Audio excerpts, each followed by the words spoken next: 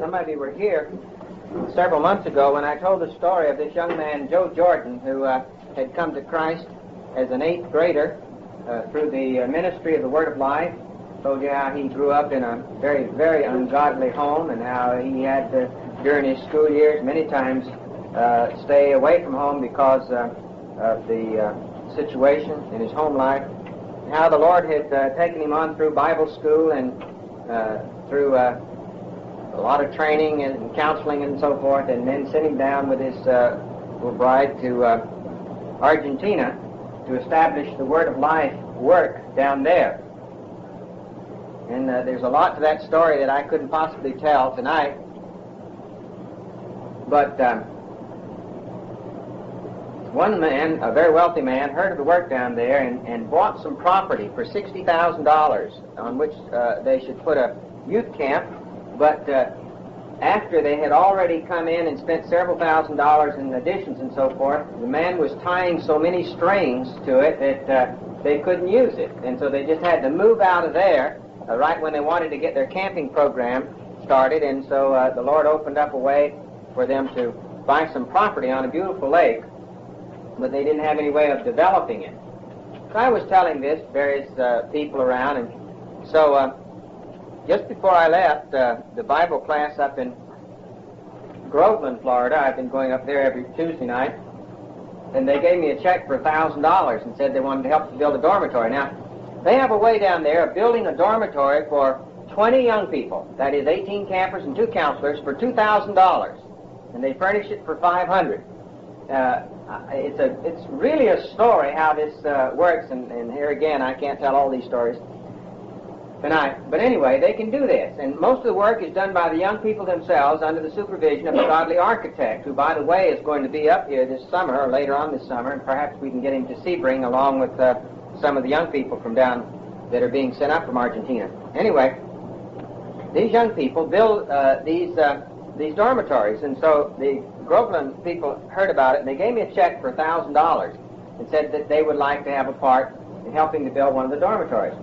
And then I was telling about this to the Bible study that I usually have on Thursday nights. In fact, it's every Thursday night, but someone else takes it for me when I come down here.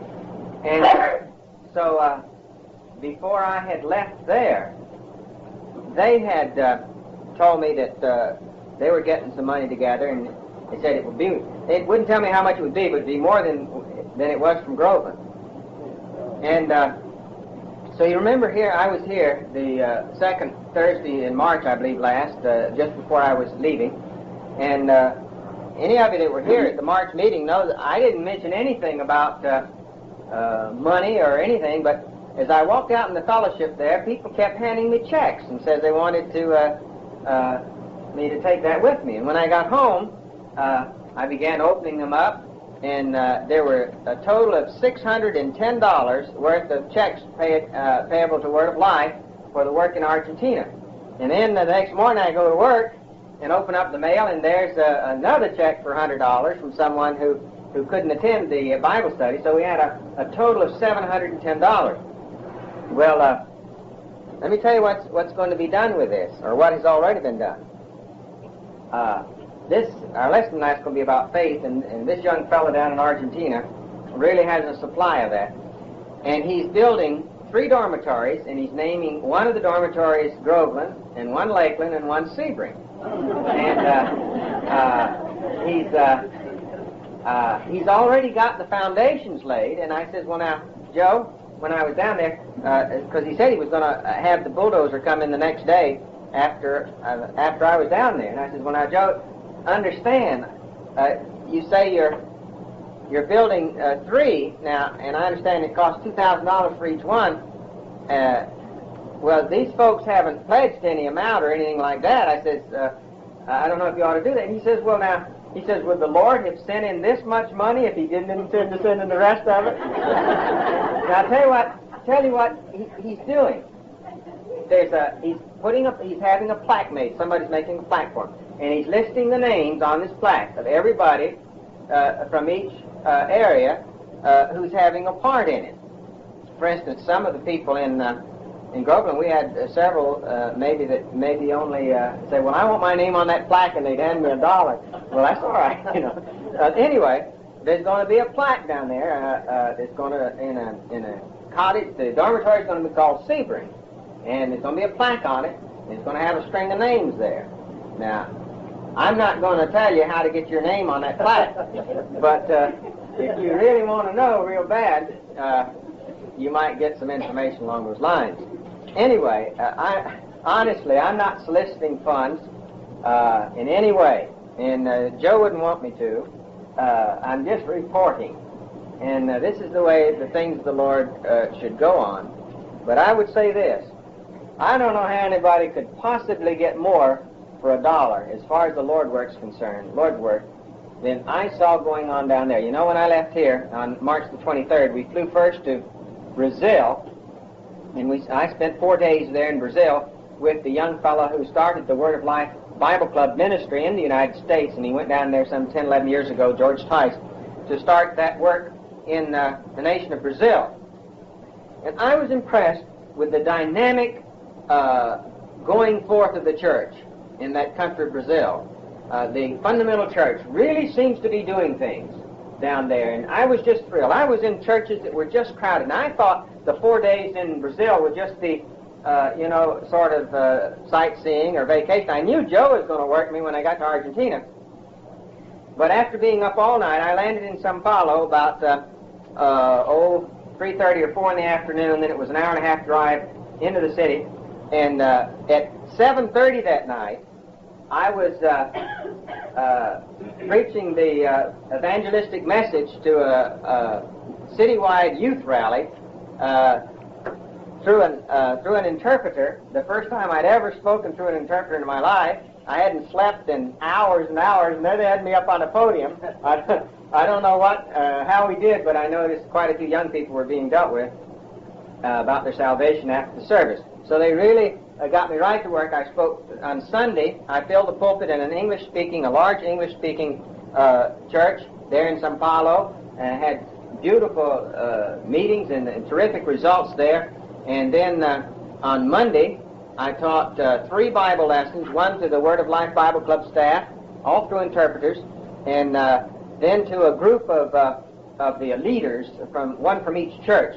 And then on Tuesday, I taught 2 classes out at the Word of Life Bible Institute. So they kept me real busy. And then, as soon as I landed in Argentina, Joe took me to his offices there, and it was just jam-packed with young people that were waiting. These were his youth leaders, the ones that had been counselors out at the camp. Most of these kids had been saved less than a year, and they're really on fire. They just, wherever they can find young people, I suppose most of them were college young people, most of them first and second year in college, and they're just thrilled about this thing, and they're just winning young people to Christ by the dozens, and getting them involved in the ministry there. I never saw a more dynamic example of young people winning young people. I spoke there to those young people every evening. They would come for the first 3 evenings, and then I was in various churches, and they would follow me around, sometimes all the way across the city. Sometimes it would take 2 or 3 hours by public transportation to reach the place. And I remember 2 sisters that would come, and when it was all the way across this huge city where they had to change from a bus to a train and then to a subway and back to a train again, and they would come in an hour, almost an hour after the meeting had started. Meetings last longer there. And I said to them, I said, well, you girls hardly get here before it's over. She said, well, we don't want to miss anything, and we can't get off from work any earlier. So they were getting there just as early as they possibly could. But this thing just swelled as we were there. We were in Argentina 12 days. And the last 4 days I was there, the Brazil, Word of Life Brazil evangelistic team came to Argentina. And they put on an evangelistic campaign, a 10-day campaign, and I was part of the first 4 days. But it went on a week after I got back here. Then as soon as I got back here, Joe Jordan wrote me and told me that at the end of the week, that the people just didn't want to stop. They said, well, can't you get your young people together? See, this Brazil evangelistic team is made up of 10 Brazilian young people, an octet, soloist, and an organist. They're just like the United Nations, for instance. One of them is a full-blooded Amazonian Indian. Another one is a full-blooded Oriental. Others are of all different type of backgrounds. And they put on this dynamic gospel presentation. So they were down there 10 days, and Joe said at the end of the 10 days, the people just didn't want to, for the meeting to stop. Says, can't you get your young people together and let's keep the thing on? And so he says after the campaign was over, they went on for 5 more days, and they had more people come to Christ during that 5 days than they did previously. And he said they would have a meeting, and then they would give an invitation. The people would come forward to be dealt with, and nobody would leave. They wanted to see who got saved, and then after the inquiries were dealt with, then they'd start singing all over again. And so it was a great time down there.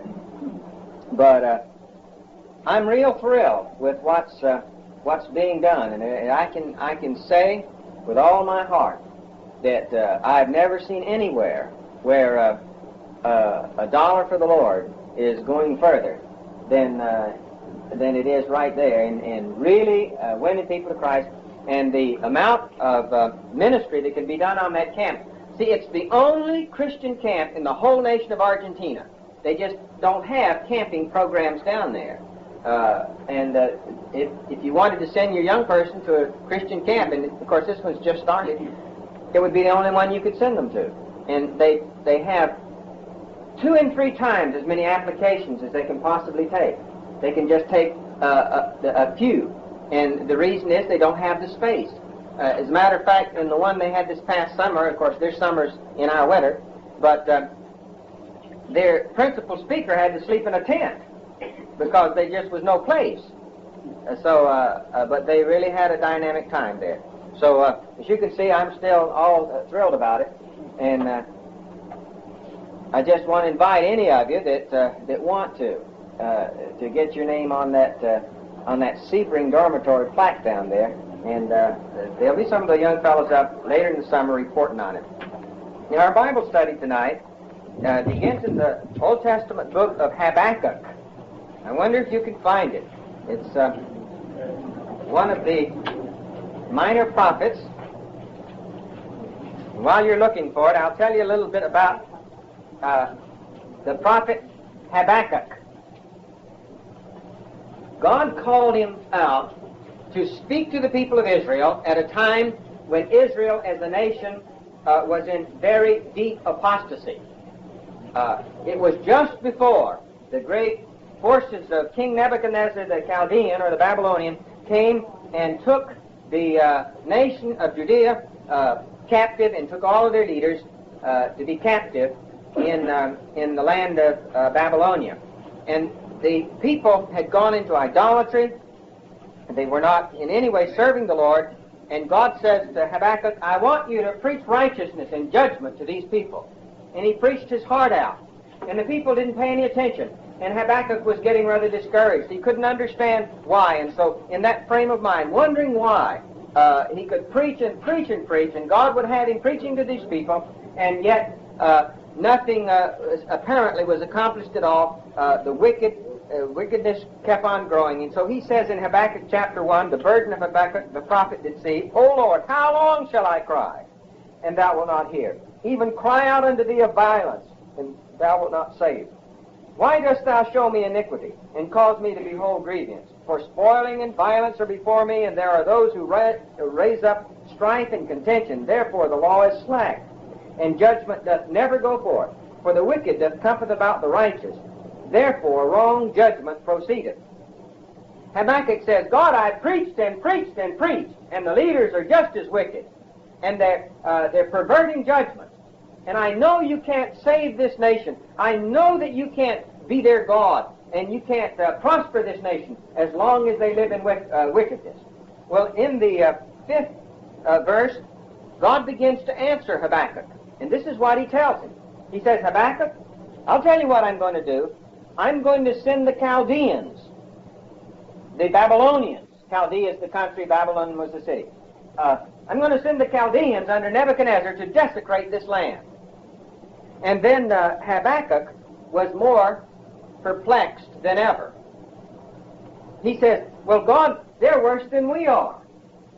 He said, God, they're terrible people.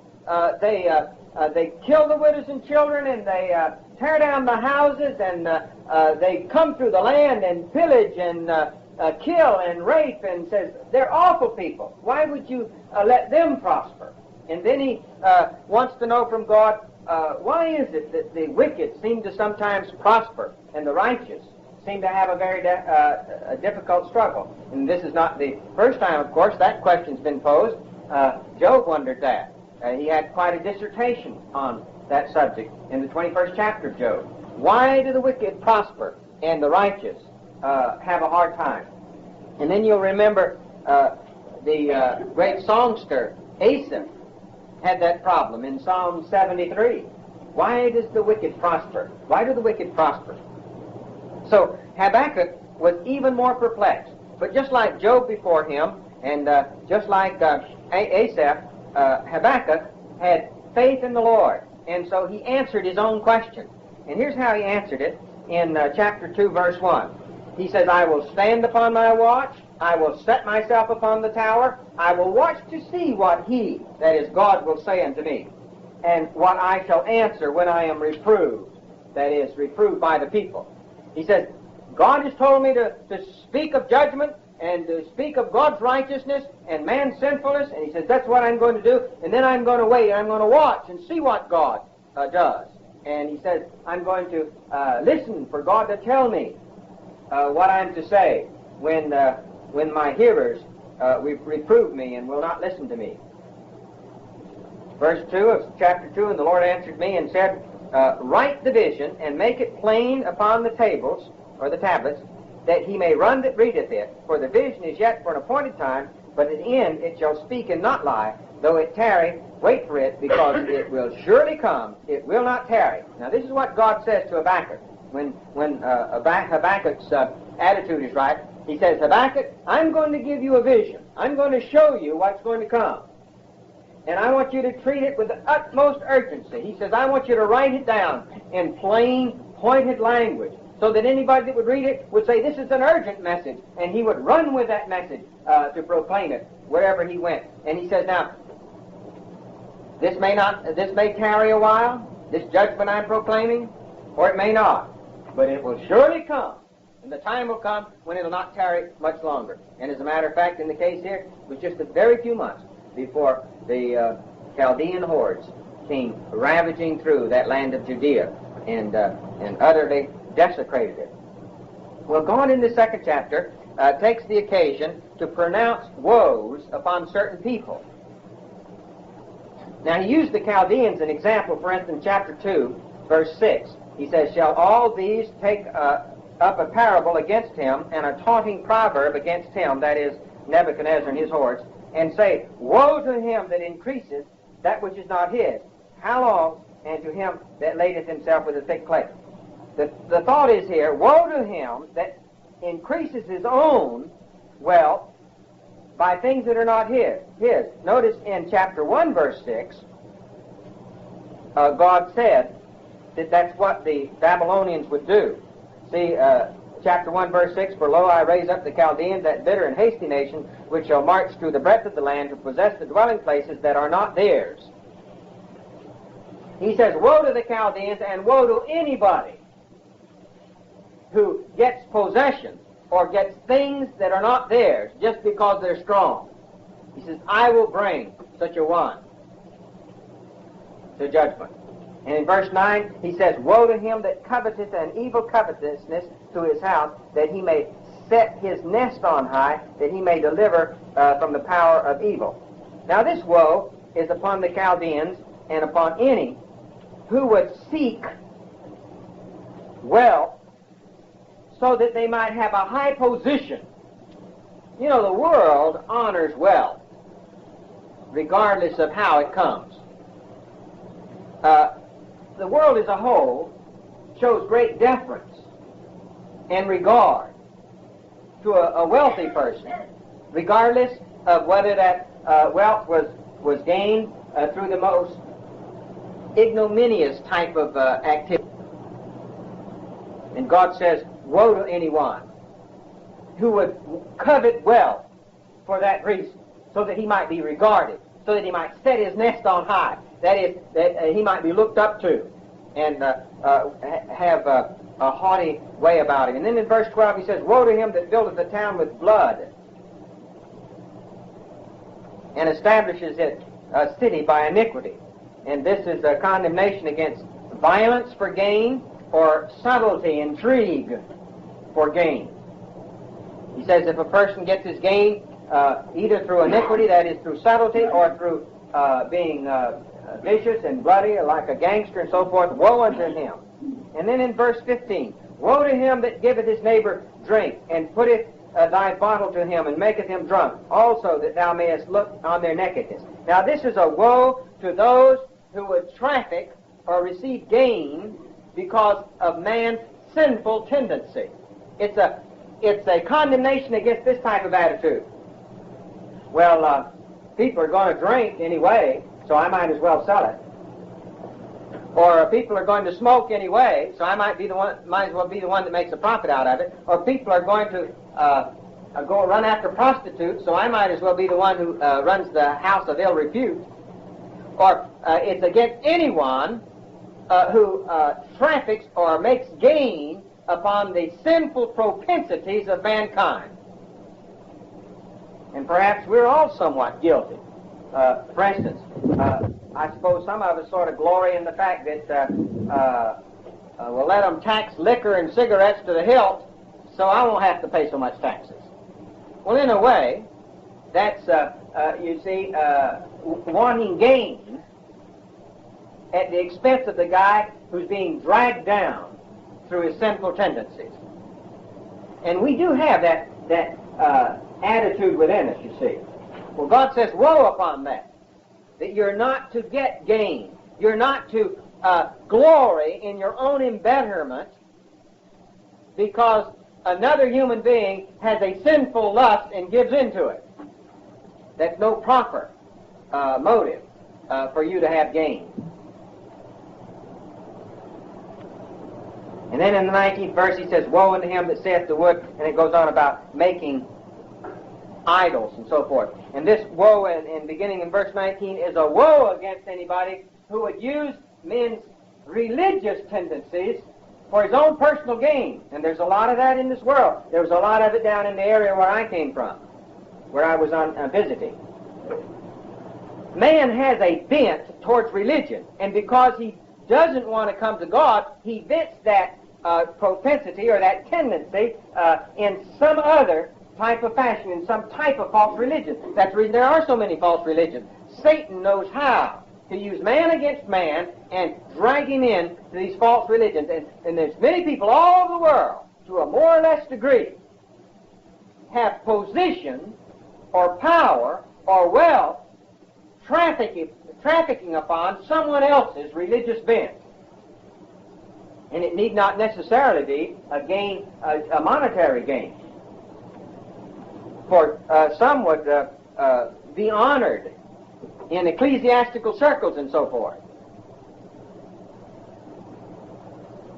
because they're trafficking upon the tendencies of their fellow human being to be religious. Well, God says, woe upon all such. And he says, Habakkuk, you can be sure I'm going to take care of all of that type of situation. Well, it's very interesting, isn't it, that God would put right in the middle of all these woes, he would put a verse like verse 14 of chapter 2,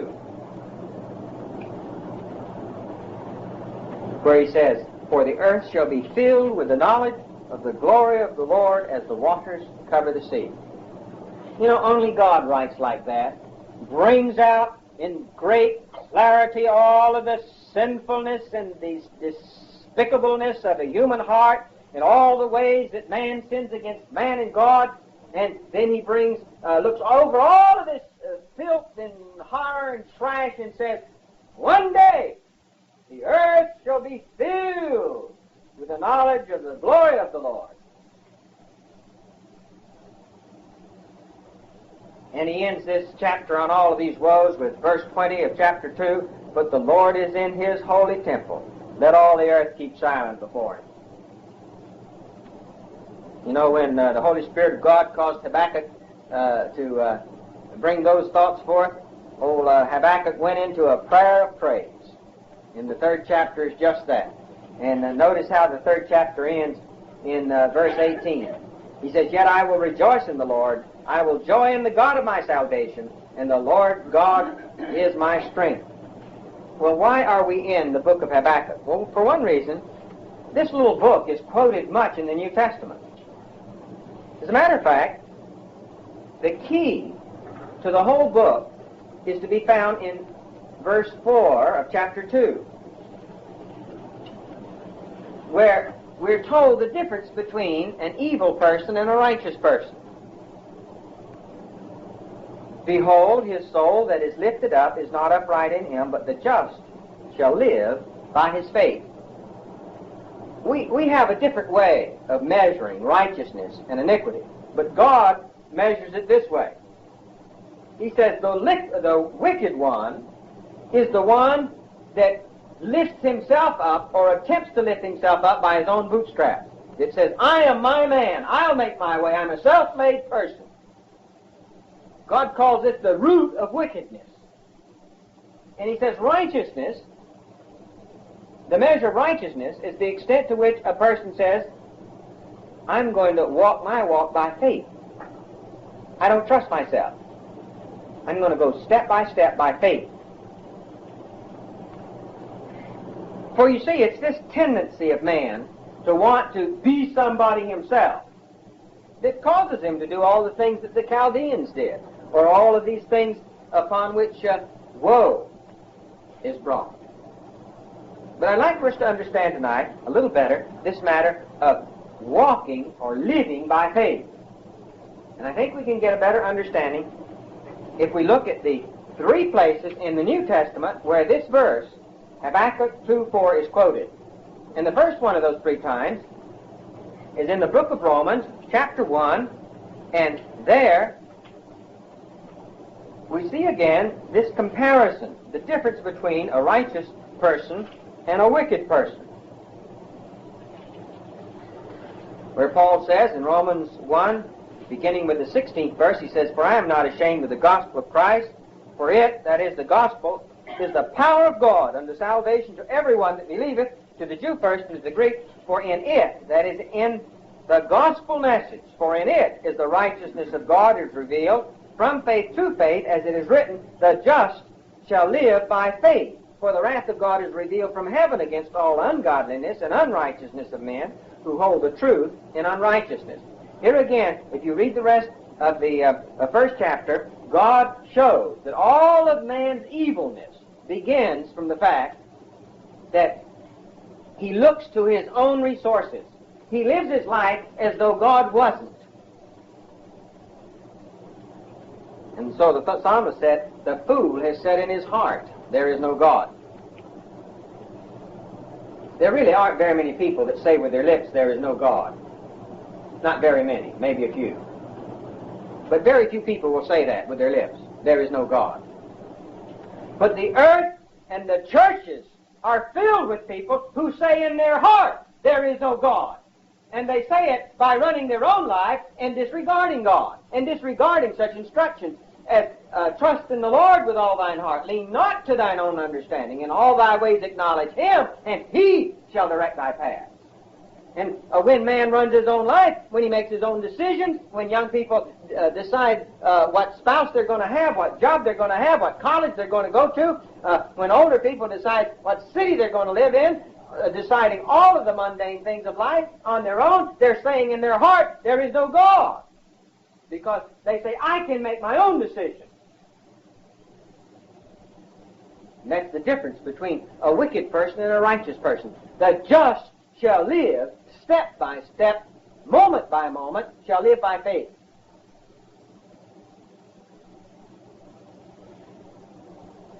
Now notice this little phrase in the 17th verse of Romans 1, "from faith to faith." What do you suppose that means? From faith to faith. Well, in the book of Romans, in the first chapter, you have explained for us by God our need to be justified. or just. The word just or justified means counted as righteous, whether you are or not. To be justified is to be counted as righteous, whether you're righteous or not.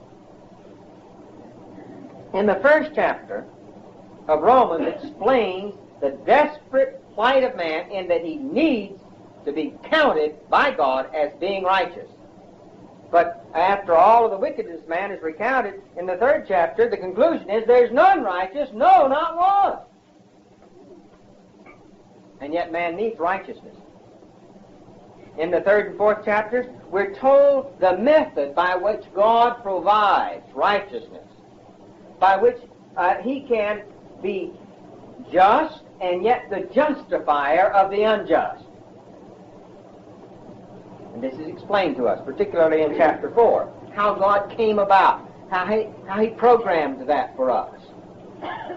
And after he explains that, he says in chapter 5, therefore, remember, when you see therefore, you always ask yourself, wherefore is that therefore?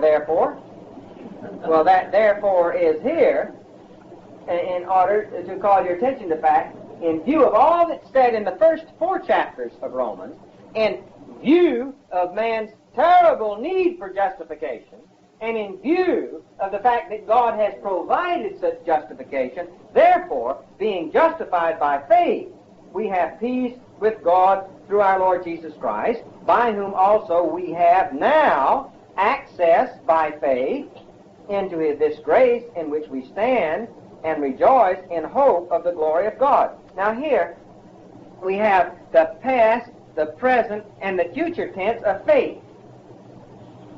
See, by faith I was saved. And when God saved me, he justified me. That's one of the things he did for me when he saved my soul. He pronounced me righteous in his sight. He justified me. That happened to me in the past tense. And I avail myself of it because of what Jesus Christ did for me in his past ministry when he was here on this earth. What he did for me on Calvary's cross. What he did for me in his life, in his death, and his resurrection. He did that for me because he saw my need, he provided for my need, and God justified me on that basis. And I received that by faith, for by grace you're saved through faith. Ephesians 2:8. So I've been justified by faith, and because of that I have peace with God, and I have access into his grace by faith. Now, in other words, I have availed myself of the past ministry of Jesus Christ, and I am thereby justified. But there's more. I can now avail myself of the present ministry of Jesus Christ and walk in faith. Faith is unto faith. Justification by faith, living by faith. And then through faith, I look towards the future, to that blessed time when Christ will, for me, have a future ministry. It's from faith to faith. By faith I receive, by faith I live.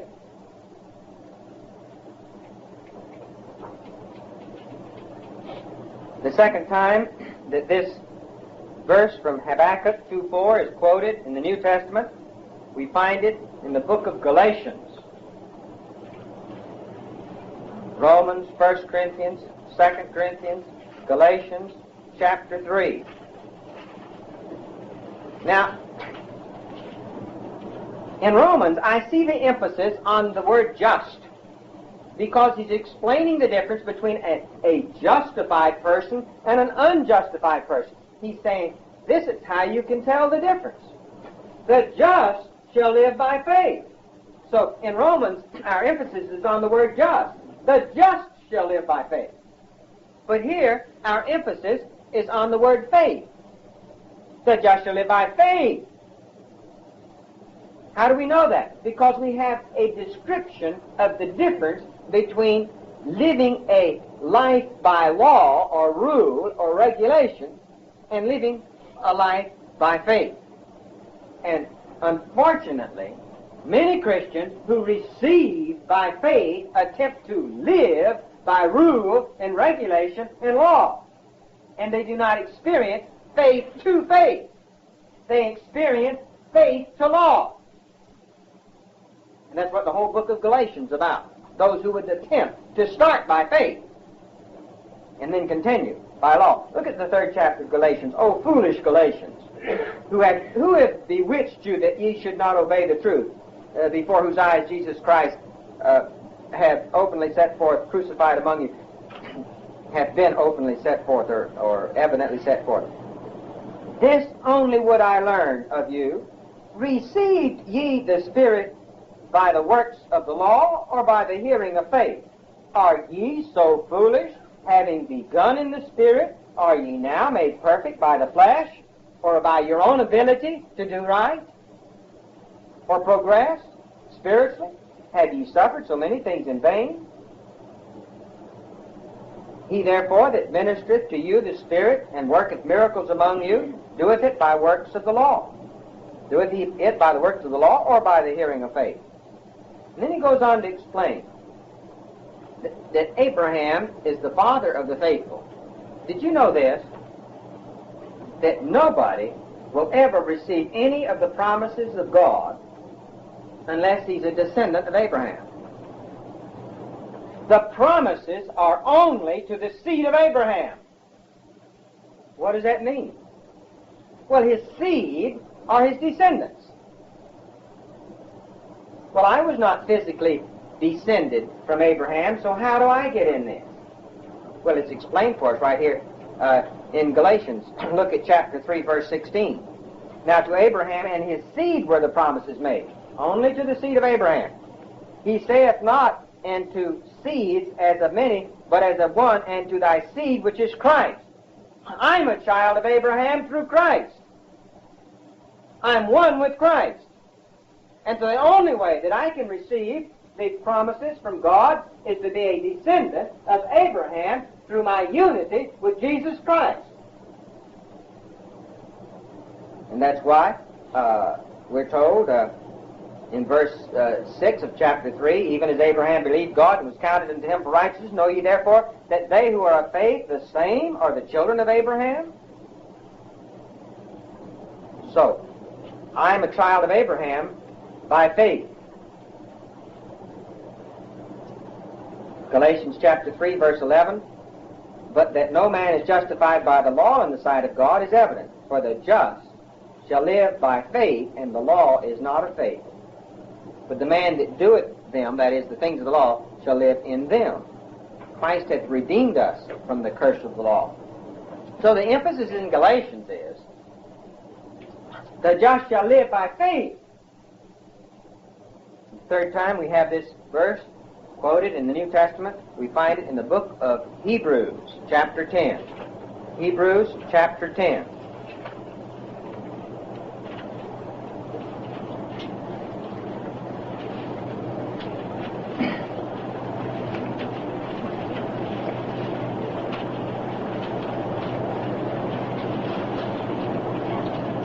Verse 35, cast not away therefore your confidence, which hath great recompense of reward, for ye have need of patience.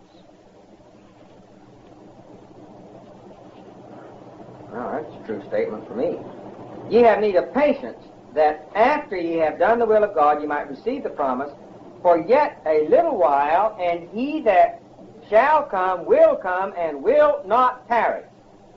Now look at that verse 37. Again, does it look familiar?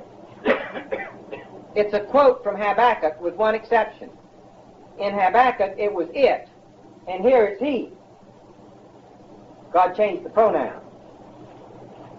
Why? Because when Habakkuk preached to the Israelites, he says, it will not tarry. That means the judgment upon the evildoer. And here he's speaking to God's people. And he's telling us, the time's going to come when he, our Lord Jesus Christ, will not tarry, but he will surely come. And this is the basis upon which we have verse 38. Now the just shall live by faith. Now, as I see it, the emphasis here in Hebrews 38 is on the word live. For in Romans, we had a description between those who are just and those who are not just, or those who are the unjust and those who are the justified. And the emphasis was, it's the just that live by faith. You can tell who the justified are because they live by faith. And in Galatians, the emphasis was living by faith rather than by law. The just shall live by faith. But I see the emphasis here, the just shall live by faith. That is, day to day. And then in the 11th chapter, we're given the wonderful account of many who lived by faith. First, in 11:4, we have the account of Abel. He showed forth, he manifested his faith by his worship. Then we have the story of Enoch. He manifested his faith by his walk. And his walk was so faithful that God took him. And that is to say, his moment-by-moment association with God. He showed his faith by saying, I want to walk with God. Then beginning in verse 7, we have Noah. He exemplified his faith by his occupation, his activity. That which he occupied himself with before his fellow man. His activity showed forth his faith. And then we have the story of Abraham, who manifested his faith by his attitude with his possessions. Because although he was a man of great wealth, he didn't build any cities, he didn't build any houses. But he looked for a city that should come. He lived in this world in temporary dwelling places, in tents, because he wanted to say something. That which he wanted to say by his life was, I am looking for a city built by God. So he showed forth his faith in how he treated his possessions. The only thing Abraham wanted possessions for was to do the work of God. When one of God's erring children, his nephew Lot, was captured, he used his possessions to go get him back. And then he wouldn't accept any of the profit. So through his possessions, he exercised his faith. Many of God's people are privileged to do that today. God gives some people the propensity, the ability to earn money because they take great pleasure and joy in seeking God's will on their faces before God as to where this should be distributed, that it might be most effectual in God's Word. There are certain people who are particularly gifted that way. They show their faith by their attitude towards their possessions. Read this wonderful account in Hebrews 11, 8 through 19, and you can see that that's the emphasis there. And then in verse 20, we find that Isaac showed his faith in his attitude towards his progeny. He made certain predictions and concerning them. He knew that God would work through his progeny. Jacob exercised his faith on his deathbed. In dying, he showed his faith. That was Jacob in 21. In 22, Joseph showed his faith in his burial. He said, take my bones back to Israel. That's the land where I belong. He showed his faith in God. The parents of Moses in verse 23 showed their faith by committing their little child to God's complete care in their attitude towards their children. And some of God's people have been called upon in this respect too, haven't they? They've had to take that little one who was on death's bed or who was in some way about to be taken from them or maybe taken from them, and just lay that little one in the hands of a gracious God and say, God, I trust you. And thereby they've exemplified their faith, like the parents of Moses did.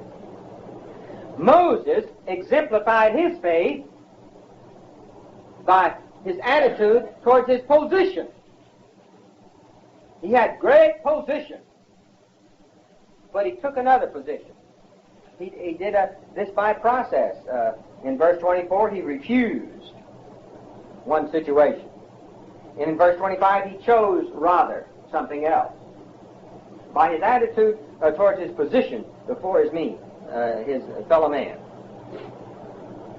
In 27, he forsook one thing and endured because of it.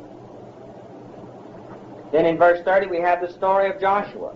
And Joshua was able to show his faith in following God, in his service towards God. Joshua led his people again and again into activity which would appear to be utterly ridiculous. The very idea of stepping out into a swollen, a great torrential river, all over its banks, and leading little children and livestock and a great company of people and possessions through that raging torrent, because God said the promised land was on the other side.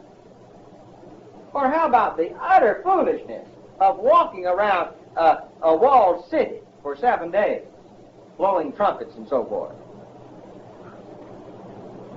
So Joshua showed his faith in his service to God. In verse 31, Rahab showed her faith by being willing to change her associations. When she first heard of God, she was associated with the people of Jericho. But she said, I forsake all of that and I associate myself with God's people. And she showed her faith by that. Some people say, well, why would God save Rahab? Why is she such a wheel in the Bible and mentioned so many times? It takes faith.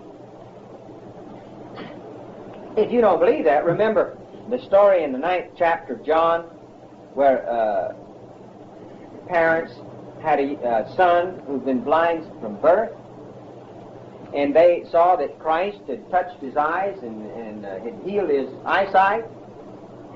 And so the religious leaders came to them and asked some questions, and they wouldn't answer. They said, look, if you want to know those answers to those questions, you ask my son.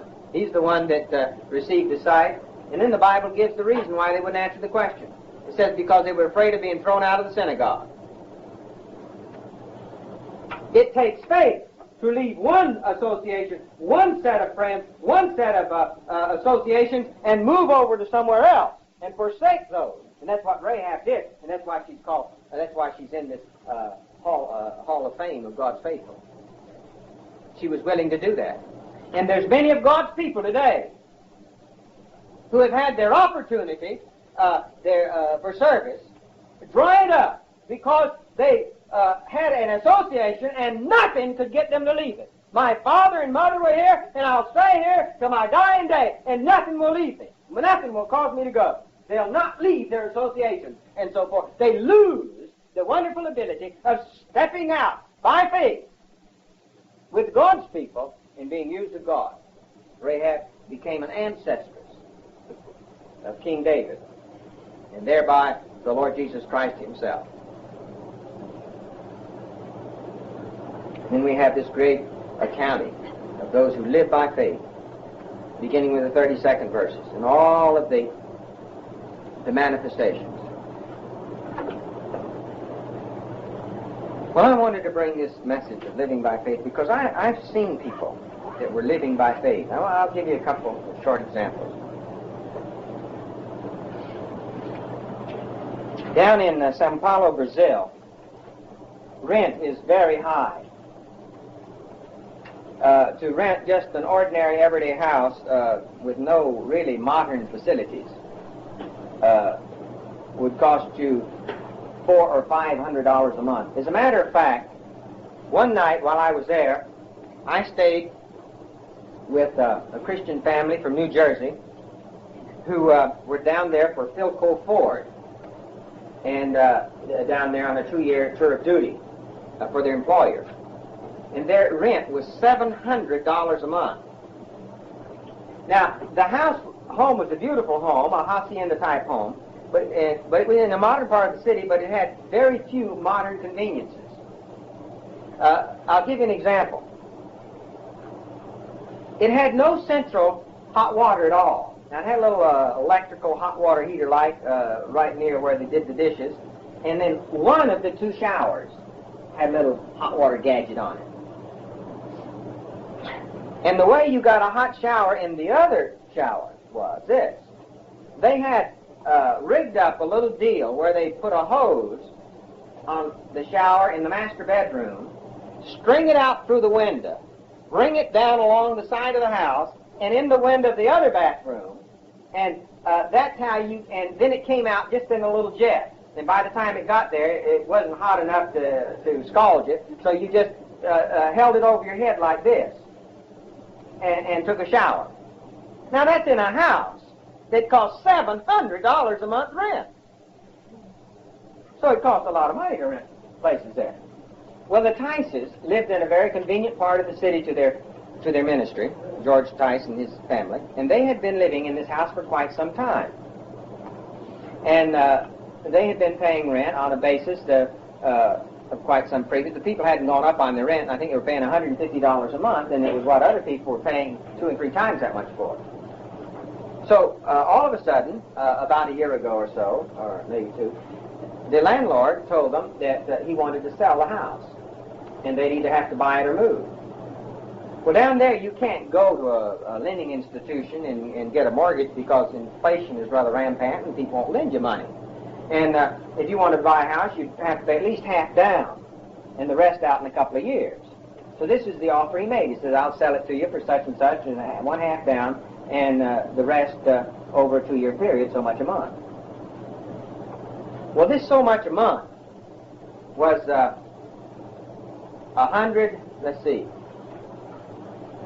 $300 a month, and their total income was It was 300 and something, about 310, and their total income was 450. I don't know if you know how this works, but in most faith missions, your mission board sets the amount of money that you're to get, and then you raise that amount from your friends and so forth, and that's what they send out, and if more than that comes in, well, it's accumulated for your passage back and forth, or to help somebody that didn't have their full support or something like that.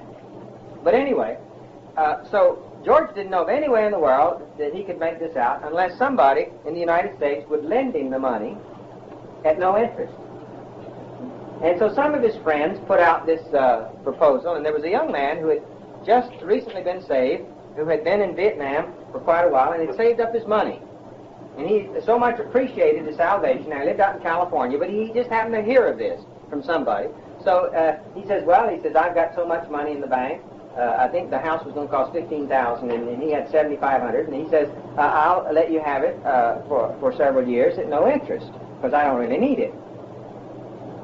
And so George never had heard of the young fellow. So he felt like, George thought that this was from the Lord.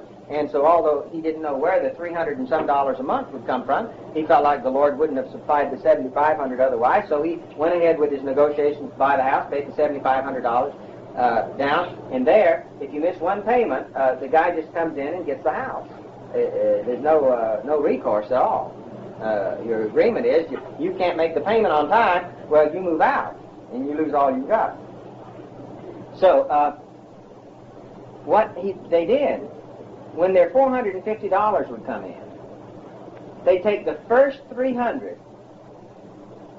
and they would pay their payment.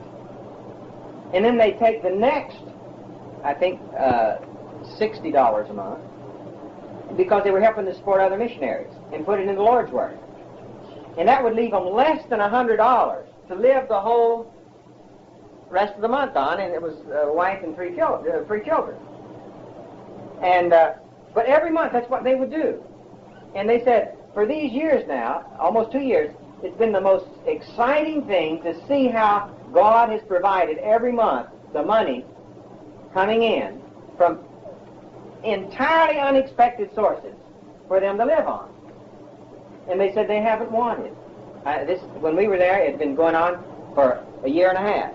Well, this way, you've got to live by faith. When you take, most people down there can't live on $450 a month. But when you take 2/3 of your money, pay it for your house payment, and then instead of buying food for the rest of it, put out $60 more towards support of the Lord's work, and then just sit back and wait and see what the Lord does, this is living by faith, don't you think?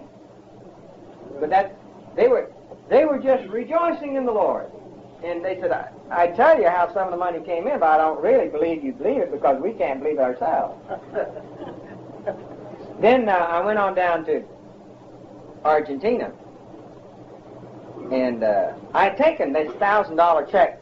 See, at the Groveland Group, they have what they call the South Lake Bible Fellowship Incorporated. They've incorporated so that if they want to give money to missions or something like that, they can give it to the nonprofit corporation. So they made their check directly to Word of Life Argentina because their receipts for tax purposes were issued right there at Groveland, whereas the other money that came in went to the headquarters in Word of Life first, so that you could get you folks, for instance, here, that donated money, you probably got a receipt first from Word of Life up in New York, so that you'd have a tax-deductible receipt, and then it's channeled on down. But I took the $1,000 check with me to Joe. And I didn't tell him yet about all the others, but I just handed him the $1,000 check and told him what the folks in Groveland wanted to do. And the next day, when I was talking to him about it, he had already called the man that has the bulldozer and breaks the land and told him to start. And down there, you see, you pay as you go. And when you don't pay the man any more money, he stops right there. And you find quite a few buildings around there that are built up part way, but the person ran out of money, and you don't go anywhere and borrow the rest of it because they just don't have this amortization set up because of inflation. And so Joe says, well, I said, well, where are you going to get the other $1,000 to finish the building? And he looked at me like he thought I was a little out of my head. He says, well, why would God have given me the $1,000 if He wasn't going to give me the rest of it?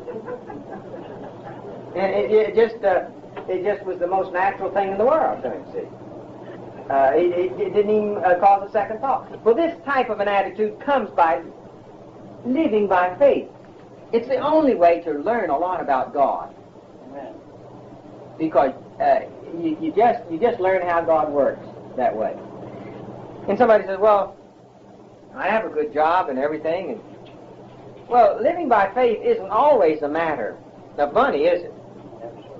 Sometimes, for instance, your kids don't do right, and you just have to turn them over to the Lord in an act of faith. I think I once told about the time the little dog next door to my house discovered that my light went on about 5:45 every morning, and I would get up and do my Bible reading, and this little dog, he got the funny idea that he barked the light on. And so he would start a little earlier each morning, barking, and the moment I turned that light on, he stopped barking. And so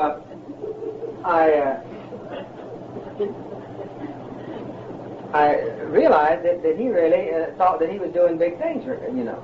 And so earlier and earlier, he'd start barking right under the window. Well, this is not too conducive to a good night's rest, you know. So the folks next door, I could recognize easily that they were not Christians. So I said, now, Lord, I don't know whether you're causing that dog to bark or whether the devil's causing him to bark. But either way, I know how to fix it.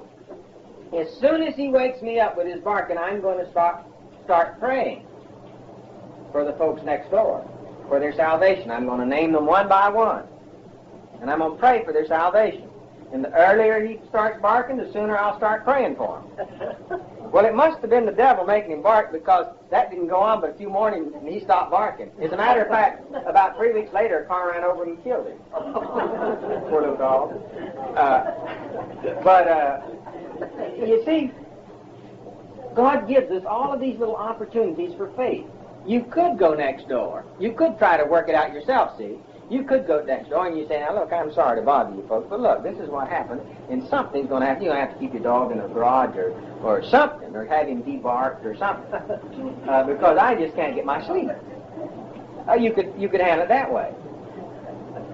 Or you could, I guess you could call the cops, because there's in my city there's a law against having animals that disturb other people, and you could stick the law on them, I guess. You see, but God always has a way to handle a situation by faith. And it always works better that way, doesn't it? Yeah. So why did God take these words from Habakkuk and repeat them for us in the New Testament? For us particularly, as a matter of fact, all 3 times in the epistle. Because it's the just that live by faith. It's a faith to faith. It's those who have exercised faith who live by faith. It's those who've received by faith. It's the justified that live by faith. And also, it's a mark of the just that they shall live by faith, not by law, not by regulation. And because after receiving God's wonderful vision in our day-to-day walk, those who've been justified shall live moment by moment by faith. Shall we pray? Dear God, we thank you. And this was the end of this tape.